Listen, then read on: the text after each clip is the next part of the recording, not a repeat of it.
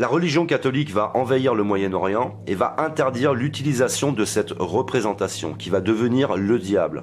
On voit bien qu'à l'arrivée de Jésus, le diable va apparaître. Est-ce Jésus qui a fait apparaître le diable? Les dogmes vont commencer à changer les textes pour envahir le monde, pour s'enrichir personnellement, pour de l'or, pour du pouvoir, pour de la luxure. On est donc dans un monde d'aversion. C'est un monde où le bien devient le mal devient le bien. On voit bien maintenant, si vous avez suivi l'ensemble des vidéos, comment cette inversion est en train de s'installer. De toute façon, je ne vous invite pas à me croire. Je vous invite à écouter ces quelques éléments et à faire votre propre recherche. Je vous expliquais que l'invention du diable, c'est aussi une manière de donner du pouvoir à des personnes qui n'y connaissent rien, qui vont pouvoir écrire des livres, faire des conférences, gagner un petit peu d'argent. On va pouvoir s'intéresser à eux. Mais au fin de compte, quand on écoute l'histoire du diable, depuis la naissance du diable, ça nous a absolument rien apporté, que si nous avions traité les aspects de la perversion narcissique, nous serions aujourd'hui dans un tout autre monde. Parlons de Baphomet. Baphomet veut dire l'incompris ou le père de la compréhension.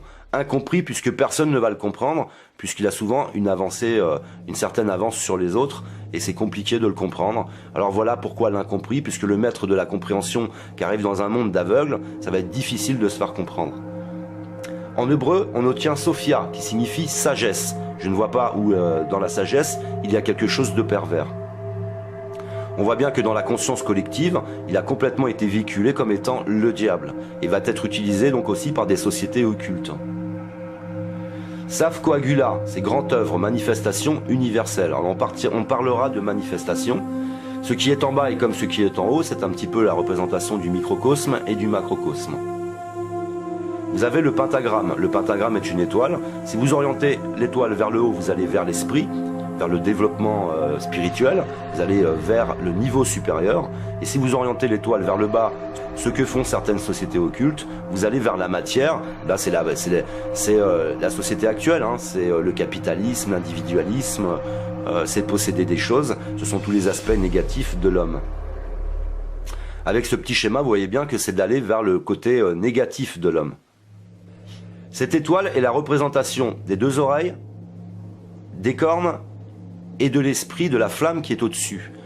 À droite, je vous ai mis un petit schéma. Ce petit schéma ne date pas de la religion chrétienne ou d'aucune religion. Ce petit schéma date déjà du Moyen-Âge, c'est-à-dire que vous avez l'aspect de l'âme, et c'est de faire ressortir l'aspect spirituel au travers par exemple d'une pratique spirituelle, toujours essayer d'aller vers le niveau supérieur. Mais c'est à peu près la même représentation à droite que la représentation de la tête avec cette flamme au-dessus. Vous avez les deux cornes. Les deux cornes sont la représentation de deux époques.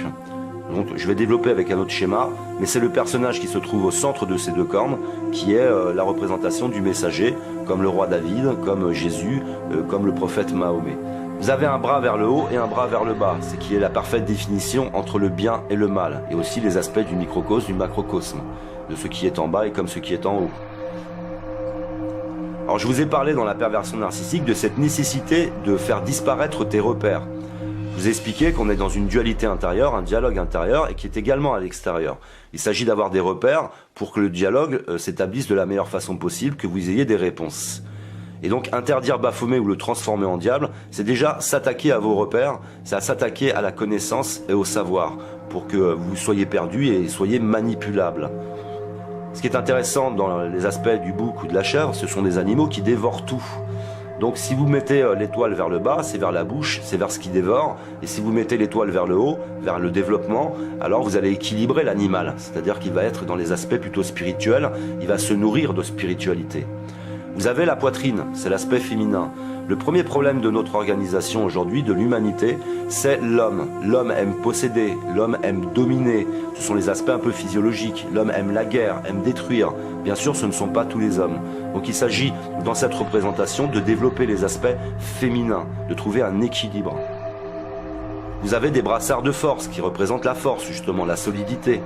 Vous avez des jambes. Les jambes sont la représentation de l'animal, du côté animal, mais de la connaissance animale, du côté de la nature. Je suis proche de la nature.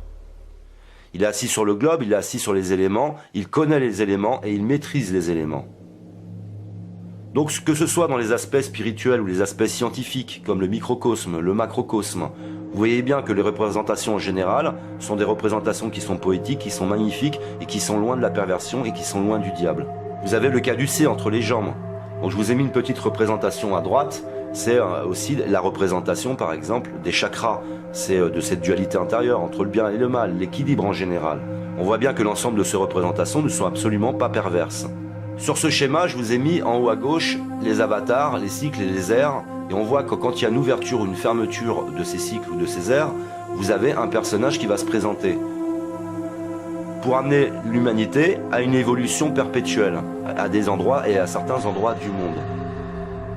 On appelle Baphomet aussi littéralement celui qui a deux cornes, ou le bicornu, ou encore celui des deux époques, qui est une personnalité importante dans le Coran.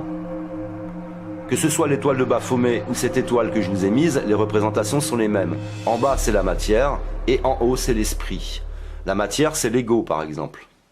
Donc on voit que dans ce personnage, il y a toutes sortes de représentations qui sont liées à la nature, qui sont liées aux éléments, qui sont liées aux sciences, qui sont liées à la spiritualité. Et il n'y a absolument rien qui ait à voir avec le diable. Donc l'invasion qui interdit ça, c'est interdire tes repères et mettre en place de nouveaux repères. Et on voit bien que dans la suite logique, le diable apparaît à l'époque de Jésus et ensuite va continuer son chemin jusque dans la religion par exemple musulmane. Alors puisqu'on parlait de manifestation, je voudrais parler du peuple indien.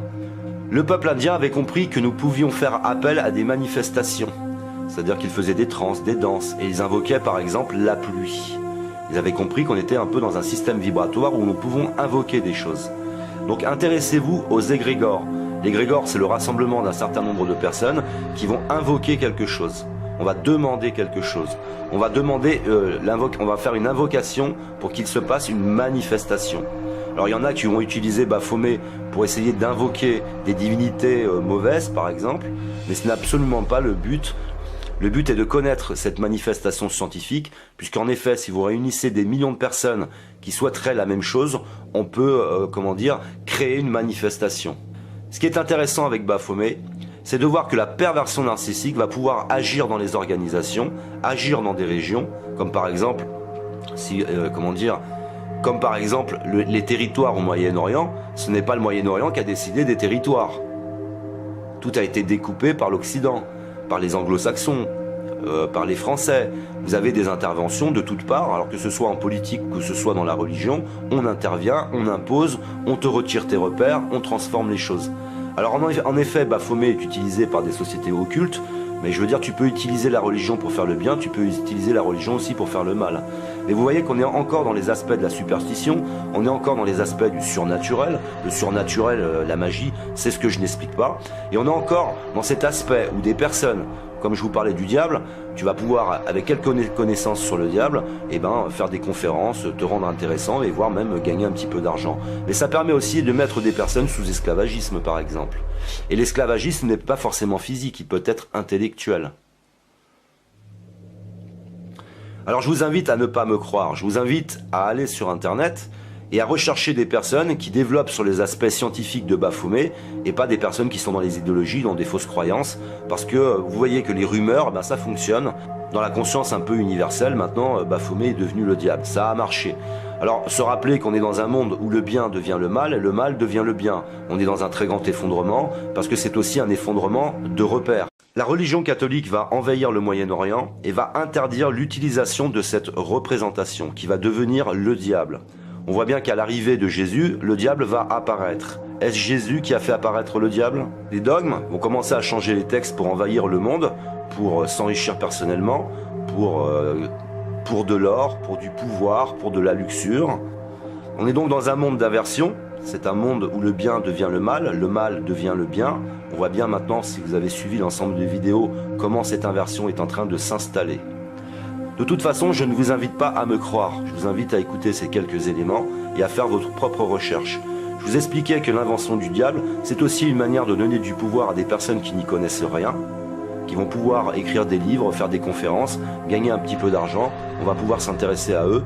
Mais au fin de compte, quand on écoute l'histoire du diable, depuis la naissance du diable, ça nous a absolument rien apporté, que si nous avions traité les aspects de la perversion narcissique, nous serions aujourd'hui dans un tout autre monde.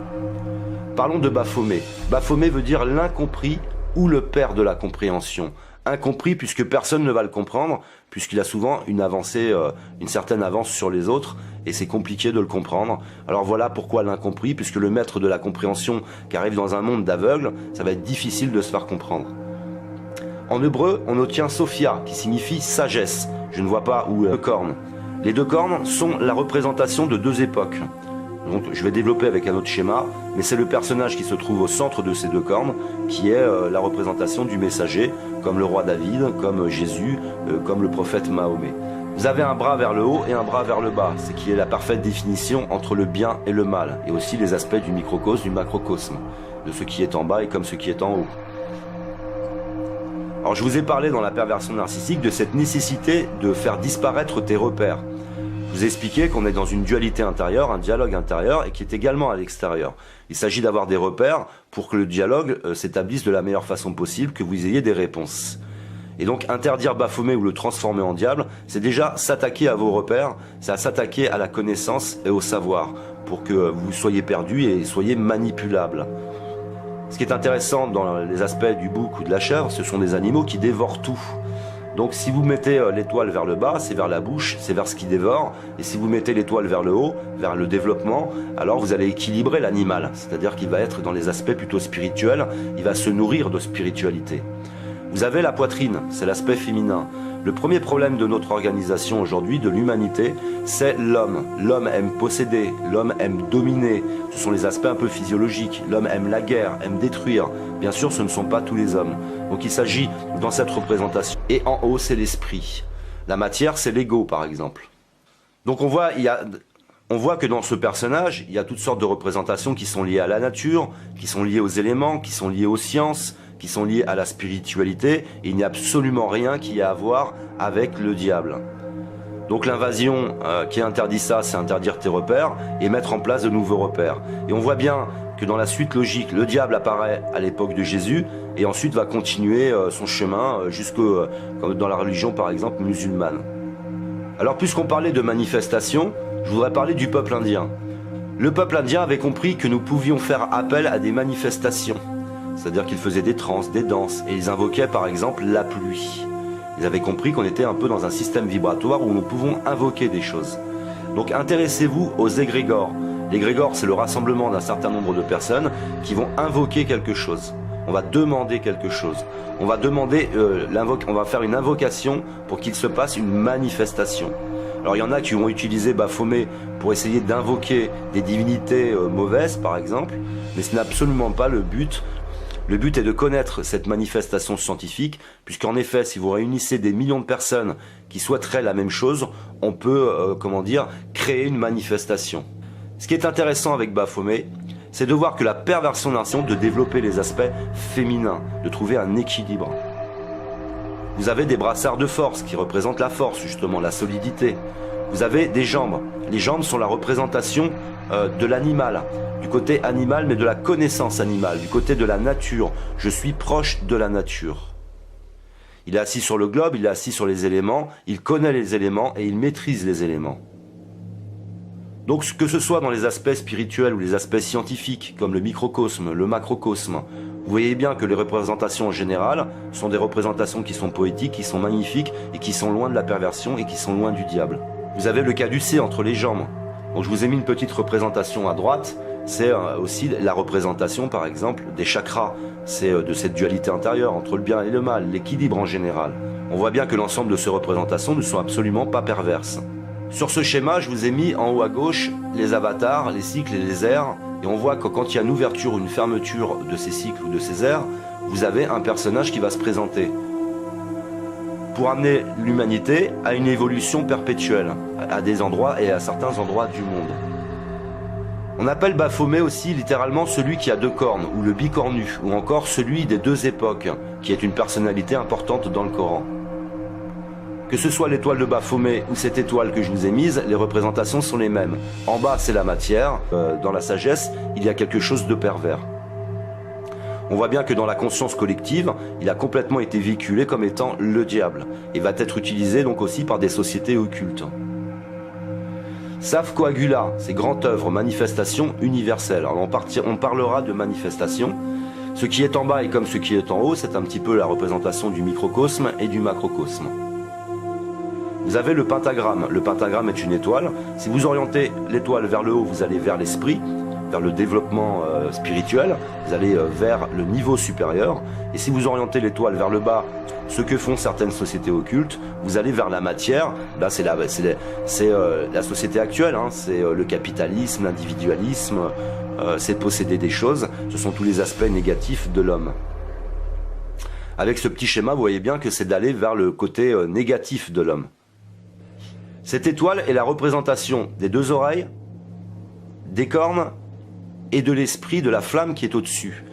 À droite, je vous ai mis un petit schéma. Ce petit schéma ne date pas de la religion chrétienne ou d'aucune religion. Ce petit schéma date déjà du Moyen-Âge, c'est-à-dire que vous avez l'aspect de l'âme, et c'est de faire ressortir l'aspect spirituel au travers, par exemple, d'une pratique spirituelle, toujours essayer d'aller vers le niveau supérieur. Mais c'est à peu près la même représentation à droite que la représentation de la tête avec cette flamme au-dessus. Vous avez les